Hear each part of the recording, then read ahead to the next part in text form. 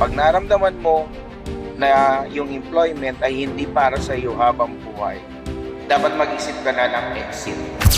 Yung oras na nawawala sa atin, hindi na natin may babalik yun. Huwag kang mahiya magbenta. Walang business na hindi nagbebenta. Paano ba tumawid sa pagiging employee to entrepreneur or pagbi-business? Maraming dapat kang simulan kung gusto mong maging business owner or entrepreneur sa mga susunod na taon or sa mga susunod na buwan. Pero ang una sa lahat, syempre, huwag mong bibitawan yung pagiging employee mo.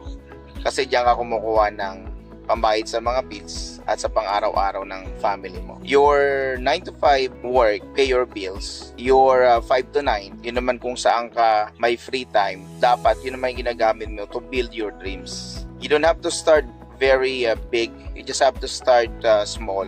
Simulan mo siya sa side hustle. Pag sinabi natin side hustle, yun yung passion natin. Yun yung gusto nating gawin.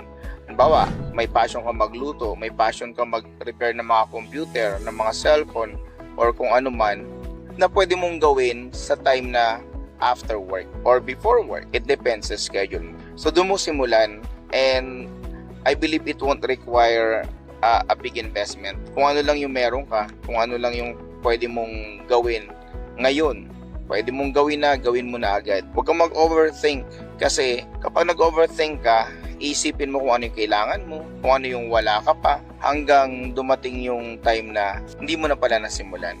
So, ang pinaka-tip ko is, halimbawa, meron kang trabaho ngayon sa office. So, 9 to 5 yun, malamang.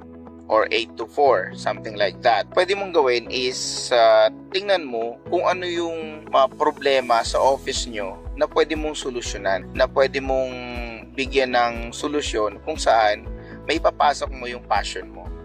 Halimbawa, nung nasa opisina pa ako, nung nagsisimula ako, is ganyan din yung ginawa ko. Dati kasi, hindi pa uso yung mga instant load. So, nakikita ko yung mga opisina ko, yung mga ibang tao doon sa building ngayon, is nagpapaload, cellphone load, dun sa kabilang kalsada. Then, that time, meron akong isang business na pinasukan nun, yung e-loading. So, dahil nakita ko yung problema na yun, nainganyo ako lalo na ipagpatuloy yung e-loading business na yun.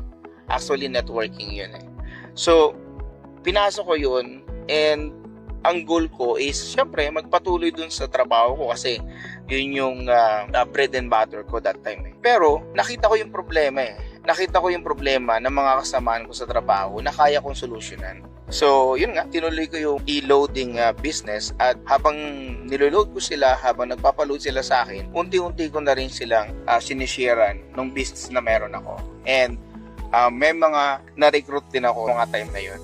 The point is, kaya natin magsimula ng isang business, whatever it is, kung ano lang meron tayo. And make it as a side hustle. Kasi pag sinabi natin side hustle, hindi naapektuhan yung ating regular na trabaho. Pwede natin gawin siya sa labas ng opisina, pwedeng gawin natin sa loob ng opisina kung allowed naman.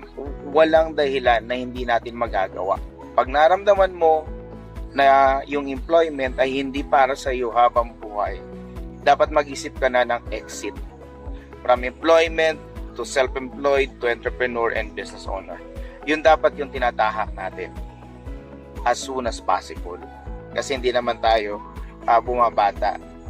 Yung oras na nawawala sa atin, hindi na natin may babalik yun.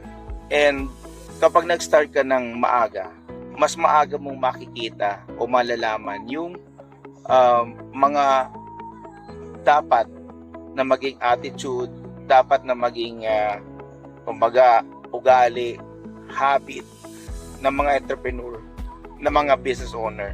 Maaga ka mamumulat sa ganun. And one more is, habang ginagawa mo side hustle mo, make sure na observant ka. Tinitingnan mo kung paano gumagana yung company na pinapasukan mo. Kuha ka ng mga information na kakailanganin mo in the future. Tingnan mo rin kung paano makipag-usap yung mga boss mo. Tingnan mo rin kung paano sila makipag-deal sa mga clients. At yung mga iba pang bagay na pwede mong kunin sa kasalukuyan mong ginagawa. Just make sure na yung side hustle kung saan pagsisimulan ng business mo ay gawin mo agad. Kung ano yung meron ka. Halimbawa, gusto mo magaling ka magluto, magaling ka mag-bake. Kung ano meron ka sa bahay, gawin mo na agad. At huwag kang mahiya magbenta. Walang business na hindi nagbebenta. Whether it's service, whether it's product, lahat yan binibenta. Kayang-kaya mo yan. If you want more sharing, business ideas, success, and life, follow me for more. Success is a choice. Choose success.